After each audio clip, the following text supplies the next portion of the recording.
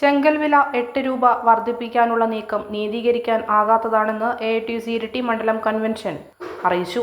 നിലവിൽ വില വർദ്ധിപ്പിക്കേണ്ട സാഹചര്യമില്ലെന്നും ഏകപക്ഷീയമായ വർധനവ് പിൻവലിക്കണമെന്നും കൺവെൻഷൻ ആവശ്യപ്പെട്ടു.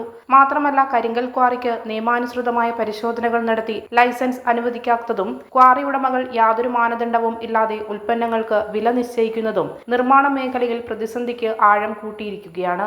ജെല്ലി ഉൾപ്പെടെയുള്ള ക്വാറി ഉൽപ്പന്നങ്ങളുടെ ലഭ്യതക്കുറവ് നിർമ്മാണ മേഖലയ്ക്കും ആ തൊഴിലാളികൾക്കും പ്രതിസന്ധി സൃഷ്ടിക്കുന്നു. തൊഴിലാളികളെയും കുടുംബങ്ങളെയും പട്ടിണിയിലേക്ക് തള്ളിവിടുന്ന നിർമ്മാണ മേഖലയിലെ പ്രതിസന്ധികൾ പരിഹരിക്കുന്നതിന് അധികൃതർ അടിയന്തരമായി ഇടപെടൽ ഉണ്ടാവണമെന്നും കൺവെൻഷൻ ആവശ്യപ്പെട്ടു. ഇരിട്ടി വ്യാപാരി ഹാളിൽ ചേർന്ന കൺവെൻഷൻ AITC ജില്ലാ vice president advocate V Shaji ഉദ്ഘാടനം ചെയ്തു. KP പത്മനാഭൻ അധ്യക്ഷനായി. C വിജയൻ, പായം ബാബുരാജ്, KR ലിജുമോൻ, ശങ്കർ സ്റ്റാലിൻ തുടങ്ങിയവർ സംസാരിച്ചു.